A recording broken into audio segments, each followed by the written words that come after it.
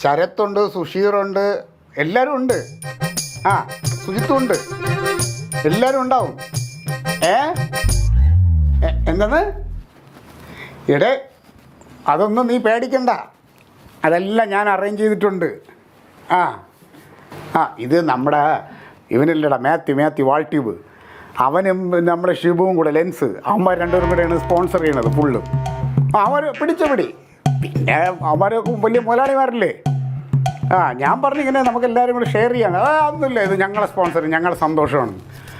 അങ്ങനെ പിന്നെ ഞാൻ വിചാരിച്ചു ഓക്കെ. പിന്നെ എൻ്റെ അടുത്ത് ഇത് കോർഡിനേറ്റ് ചെയ്യാൻ പറഞ്ഞു. അങ്ങനെ ഞാനിത് ഏറ്റതല്ലേ. ഉണ്ട് പഴയ എല്ലാം ഉണ്ട് ടീം. ബിൻലക്ഷ്മി, മിനി, എല്ലാം ഉണ്ട്. പിന്നെ അവരൊക്കെ വരും ഫാമിലി ആയിട്ട് തന്നെ, ഹസ്ബൻഡൊക്കെ ആയിട്ട് തന്നെ വരും. ആ ശ്രീജ പ്രസാദിനെ വിളിച്ചിട്ടുണ്ട്, ചിലപ്പോഴേ വരുള്ളൂ എന്ന് പറഞ്ഞ്.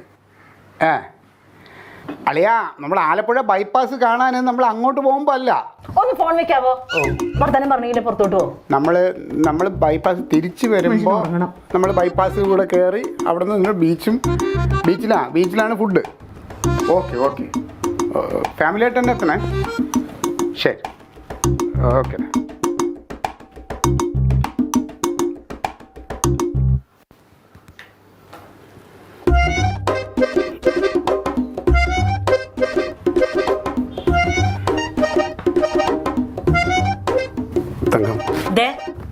എന്നെ തുടരുത്. പിന്നെ വിളിക്കണ്ടേ, അതിന് തൊട്ടല്ലേ. അതെ, ഞാൻ ഒരു കാര്യം സത്യം പറയട്ടെ. വേണ്ട, ഈ സത്യം നീ അറിയണം. സത്യം പറഞ്ഞാൽ എനിക്ക് യുവമാരുടെ കൂടെ ആടാനും പാടാനും കറങ്ങാനും പോകാൻ താല്പര്യം ഉണ്ടായിട്ടല്ല. ഇതെന്നോട് കോർഡിനേറ്റ് ചെയ്ത് കൊടുക്കാനായിട്ട് നമ്മുടെ കാശ് മുടക്കണവന്മാരില്ലേ, മാത്യുവും ഷിബുവും, അവന്മാർ പറഞ്ഞു. അപ്പോൾ ഞാൻ നോക്കിയപ്പോൾ എന്താ വെച്ച് കഴിഞ്ഞാൽ ഇതെല്ലാം സെറ്റ് ചെയ്ത് കൊടുക്കുമ്പോൾ അതിൻ്റെയൊക്കെ പേരിൽ എനിക്കൊരു 10,000-7,000 രൂപ കിട്ടും. അത് മാത്രമാണ് എൻ്റെ ലക്ഷ്യം. പിന്നെ ഇതിന് ഞാൻ ഇറങ്ങിത്തിരിക്കേണ്ട പ്രധാന കാരണം കുറേ ഓട് മാറാനുണ്ട്. 7,000 രൂപയ്ക്ക് നിങ്ങൾ ഈ മൊത്തം വീടിൻ്റെ ഓട് മാറ്റാൻ പോവാ? അപ്പോൾ അല്ല, ഈ വീടിൻ്റെ ഓടല്ല തങ്കം, പാർട്ടി ഓഫീസിലെ ഓട് പൊട്ടിയിട്ടേ എത്ര നാളായിട്ട് ചോർന്ന് വിളിക്കണമെന്ന് അറിയാമോ? സ്വസ്ഥമായിട്ടൊരു മീറ്റിംഗ് കൂടാൻ പറ്റില്ല, മഴയൊക്കെ പെയ്താണ്ടല്ലോ. അപ്പം ആ കാര്യമൊക്കെ നടക്കുന്നുള്ളതുകൊണ്ടല്ലേ ഞാൻ ഈ ഇതിന് ഇറങ്ങണത്. നിങ്ങൾ പാർട്ടി ഓഫീസിന്റെ കാര്യം മാത്രം നോക്കിയാൽ മതി. ആ കൊച്ചു എന്തോരം ആഗ്രഹിച്ചെന്നറിയോ?